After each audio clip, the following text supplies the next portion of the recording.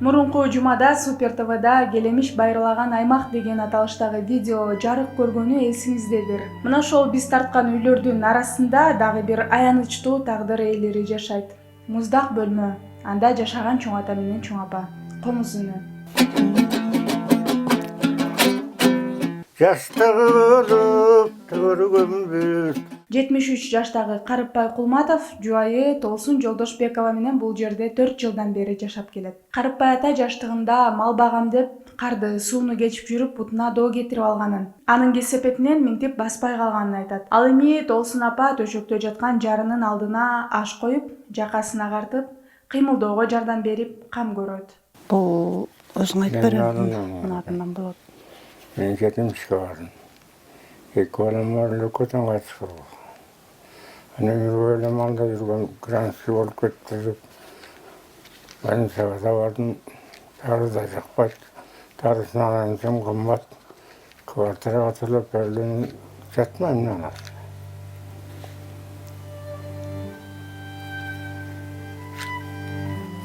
Качан келдиңиз? 4 жыл болду. 4 жыл болду. Тиякта күн суук болуп анан кичине ылдыйлап чайга эметип келели. Деген эле ушундай окат болуп атат. Мен өзүм сүзесин повар болуп иштеп жүргөм. Анан турмуш тагдыр экен ушундай жашап. Басып жакшы эле жүрчү, ушу 2 жыл болуп калды. Такыр эле баспай калды.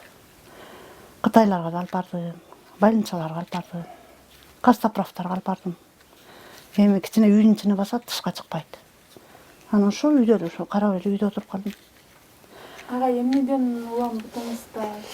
Мен малда жүрдүм, анан эмне кайсаңынан жанагы суукта өмүр бою. Асканым ушундай. Аба жаштыкка салып жүре беренин кайрысын монтуп баспай калат. Дарылансам да болбойт, битки жакшы эле бар. Көтөрүп чыга эле. Болчудай дейби дарыгерлер эгер жакшылап акча салса. Иштим жакшы, иштим болбойт. Коляскаңыз барбы? Iya. Коляскаңыз барбы? Бар. Балдарбы? Коляска дейт. Коляска жок. Азыр мындай сүйөт таяп, таяк алып берсем деле болот, анан ушу үйдүн ичине эле деп атпайм. Басып бара албайт деп. Тышка деле чыкпайт. Биотуалет үйдө ошол. Эки уулум тең дүйнөдөн өтүп кеткен деген Карыпбай ата эмнеден улам басуу мүмкүнчүлүгү чектелип калганын айтты. Эң улуу балам 72-нчи болчу. Эң кичүү андан Катыраак. 79 болчу. Көтөн кайтыш болду. 2 аялым бар. Балам Аялдарым бар айт. аялдар болсо көлдүк болчу. Бул балам ошо кайнагасы бычак менен сайып өлтүрдү. Кичүү балам бетине эле орустан кармашып атып. Баягы депутат чыныгы көп жардам берди. Кичүү балам. Ага деле болбой эле кете берди. Турсунбек апа.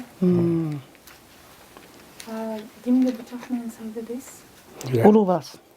Кайын журтуна барып, тойго барышып, ошол жактан бычак жеп келдир.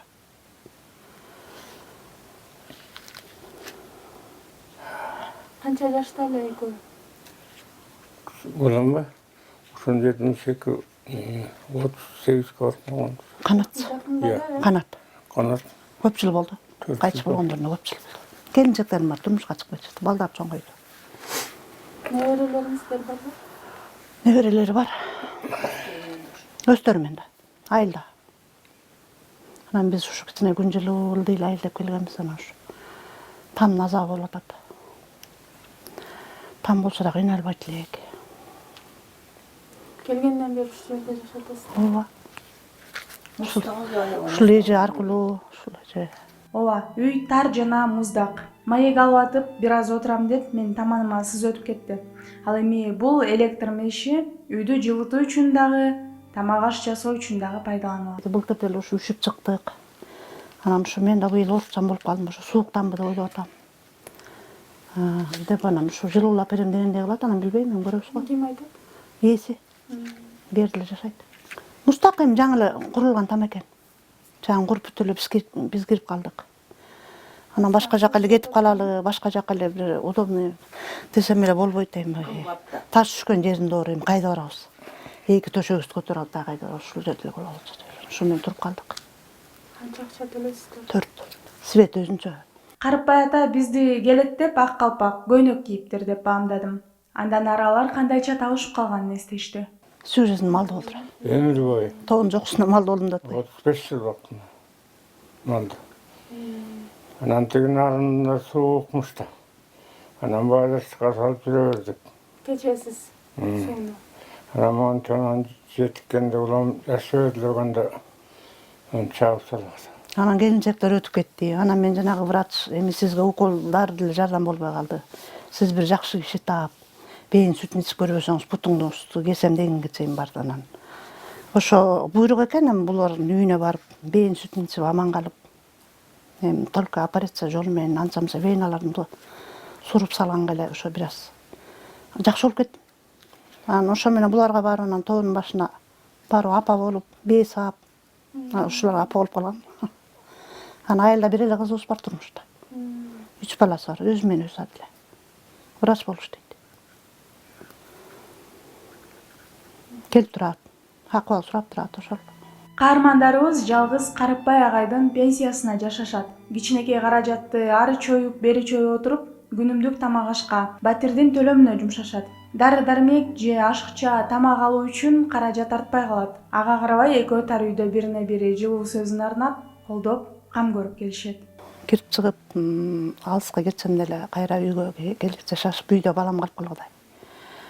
Барам, кайра келем, туугандар арасында той топур барсам дагы кетем эле кетем. Үйдө балам бар десем, кайсы балаң, кайсы деп эме кылышат. Анан күлүшөт, үйдө балам бар, кичинекей балам десем, анан кайра үйгө келип, чуркап үйгө жеткиче шашам, үйдөн чыкпайм. Жанагы жумуштан чыгып алгам, жакшы жерде иштесе элем, күнүмдүк тамак аш таап келсем, анан жанымда эле болчу дегенден ошол үйдө болуп калдым мен деле. Ошол анан мындай бутумдан тышкары ооруун деле жок эле, бир эле бутум ооруйт деп коюп эле жүрсөм, быйыл жүрөгү оору болуп калдым. Кийим кечеси, тамак ашы, ошону карап турам ошол. Жалгыз алыңыз жетпейт да. Билбейм, жетет эле. Балбансың деп эле кармайм анан. Эптеп баняга жете эле алып барып келем. Сиз ырдаганды жакшы көрөсүз да? Ырдаганды жакшы көрөсүзбү? Evet, anamız babamlar da çoğusundan ödülüğünde onda da gelip yaratık. Sözdeyim. Комуз чертип аласызбы? Чертип бересизби бизге? Kıçına çırıtam o soğan. Азыр чертип бере аласызбы бизге? Кээде үйдөн чертип турасыз да, э?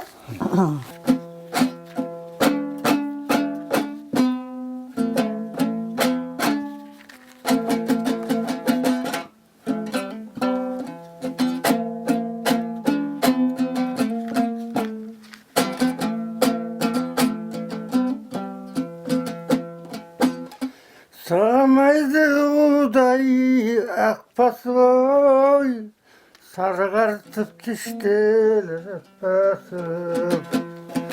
Çıraylı ısıl da önümdü, çığırların ister da tapasıp.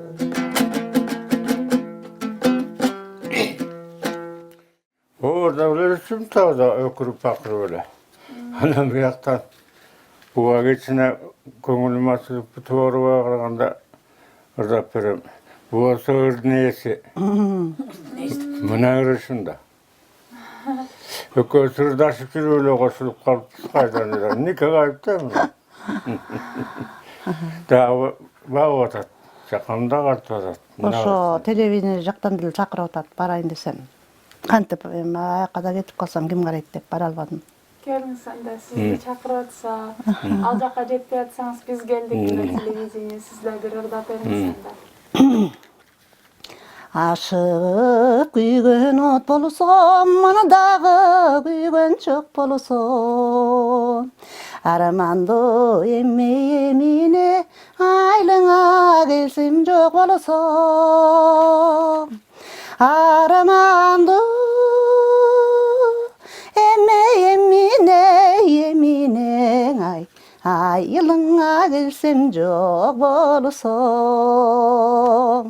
Тарынып калдым бул ирет, таарынып мени калдың бул ирети. Сонун айтып турбайсызбы? Аябай үнүңүз сонун ачык экен, Шакыран ырларын. Ырдап жүрө эле таанышып калдыңыз. Кандай болду эле? Ошо мен өзүм таластык болом. Анан мен таласта ошо экинчи шакыра деп коюшат. Тойлорго барганда приз алып калам. Ошол кичине кошумча болот. Убагында ошо апам мени ырдатпай койгон да. Артисттер кичине бузулган эл болот десе, баламын да, бузулган эл болот экен деп, айлына 7 экөөбүз теңбиз. Ал ырдап кетти, мен поору болуп кафелерде иштеп калдым. Эмне жөнүндө кыялданасыздар? Жакшы болуп кетсек, жашообуз оңоруп кетсе, силердей адамдар менен чогуу жүрүп, чогуу туруп, тынччылык болсо, падышабыз жакшы адамдардан болуп, элди оңоп койсо эле ошол. Эмне дейбиз башка?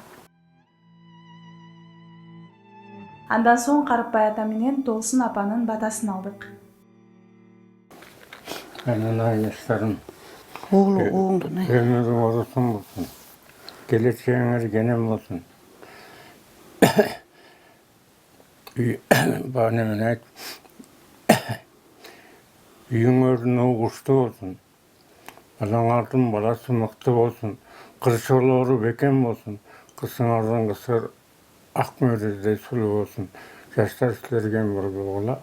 Кыргызчадан кем болбогула да. Айнайындар. Өмүр болсун, ушинтип алышкан кемпирлерге тегинен жардам берип, жаркылдап ойноп күлүп. Баскан экен алтындан болсун андар. Ишиңиздер жүрүп, итиңиздер жүрүп, ишиңиздер жүрүп, барган жериңиздерден жакшы алкыш алып, бата, элдин батасы, бата менен эл көгөрөт, жамгыр менен жер көгөрөт деп. Ошо аман болуңуздар. Көтөрүп жүргөн ошо камераңар көгөрүп, көптөгөн элдердин батасын алып, сиздер ошо эч кандай жамандык көрбөңүздөр, үй бүлөңүздөр менен, урук туугандарыңыздардан эч кандай жамандык көрбөй. Ошол аман болуңуздар, ата энеңиздер менен, эл журт менен. Ошол ден соолукта болуңуздар. Амин.